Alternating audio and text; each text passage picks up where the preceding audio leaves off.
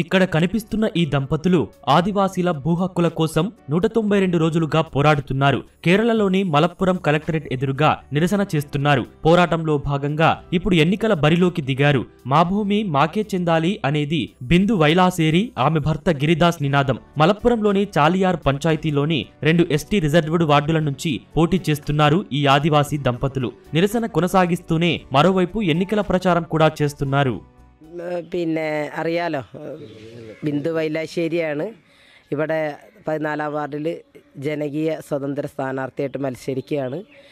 ഇപ്പോൾ മലപ്പുറത്ത് നടക്കുന്ന സമരപന്തലിൽ നിന്ന് 7 മാസത്തോളമായി ഞങ്ങൾ മലപ്പുറം കലക്ട്രേറ്റിൻ്റെ മുന്നിൽ സ്ഥലത്തിന് വേണ്ടി സമരം ചെയ്തുകൊണ്ടിരിക്കുകയാണ്. അവിടെ നിന്നാണ് രാവിലെ വരും, വൈകുന്നേരം തിരിച്ച് എൻ്റെ സമരക്കാരടുത്തേക്കാണ് എനിക്ക് പോകണം. കാരണം గతంలో నీలంబూర్ ఐటీడీపీ కార్యాలయం ఎదుట 300 రోజుల పాటు ఆమరణ దీక్ష చేశారు బిందు, గిరిదాస్. రాష్ట్ర వ్యాప్తంగా ఇది అప్పట్లో చర్చనీయాంశమైంది. భూమి లేని ఆదివాసీలకు 50 సెంట్ల భూమి కేటాయిస్తామని అప్పట్లో కలెక్టర్ హామీ ఇచ్చారు. అది నెరవేరకపోవడం వల్ల ఈ ఏడాది మే 20 నుంచి మళ్లీ పోరాటం ప్రారంభించారు ఈ దంపతులు. కలెక్టరేట్ సమీపంలో గుడారం వేసుకుని 6 నెలలకు పైగా ఆదివాసీలతో కలిసి పోరాటాన్ని కొనసాగిస్తున్నారు.